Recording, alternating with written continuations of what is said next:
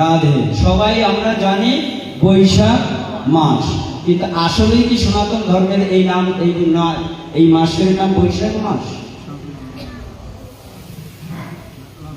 জয় রাধে। এই মাসের নাম কি আসলে কি বৈশাখ মাস? আমরা আদৌ কি জানি কি? রাধে। এটা হলো সম্রাট আকবর এই মাস 12 মাসের নামকরণ করেছিলেন। বৈশাখ, জ্যৈষ্ঠ, আষাঢ়, শ্রাবণ, ভাদ্র, আশ্বিন, কার্তিক, অঘ্রাণ, পৌষ, মাঘ, ফাল্গুন, চৈত্র। রাধে। আর ইংরেজি হিসেবে মাস রাখছেন January, February, March, April, May, June, July, August, September, October, November, December. কিন্তু সনাতন ধর্মের 12টি মাসের নাম আদৌ আমরা অনেকে জানি, অনেকে জানি না। রাধে রাধে। এখানে হয়তো শতকরা 1জন কি 2জন জানতে পারেন। আদৌ অনেকেই আমরা এই 12টি মাসের নাম অনেকেই জানি না। রাধে। এই মাসটির নাম হলো মধুসূদন মাস, কেশবব্রত। জয় রাধে। এই মাসটির নাম হলো মধুসূদন মাস, কেশবব্রত। জয় রাধে। কেন মধুসূদন মাস? আমরা একটা উপাখ্যানে পাই, ভক্ত জটিল ছিলেন। ভক্তমাল চরিত্রে গ্রন্থে জটিলের ব্যাখ্যাটা উপবেশন করা হয়েছিল। সেটা আমরা ক্রমান্বয়ে আলোচনায় চলে আসব। কারণ আমাদের দেহের ভিতর 12টি মাস আছে। জয় রাধে।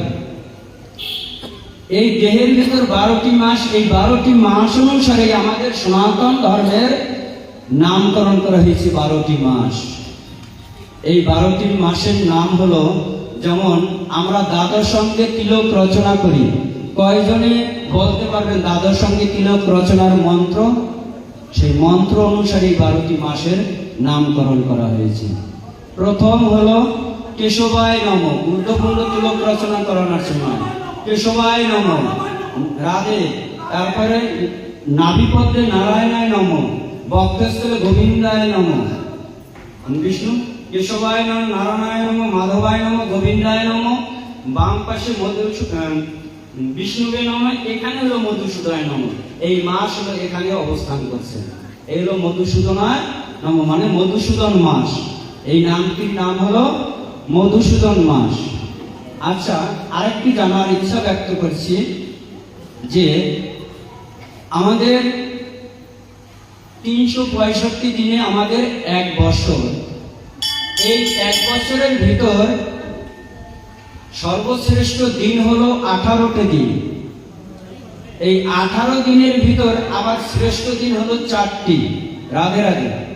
অনেকে আমরা জানি, অনেকে জানি না। সনাতন ধর্মের লজিকটা আমরা তুলে ধরার প্রয়াস করছি যে এই 365 দিনের ভিতর আমাদের 4টি মাস হলো, বিষ্ণু 3টি মাস হলো প্রধান। সেই 3টি মাস কি কি? এক হলো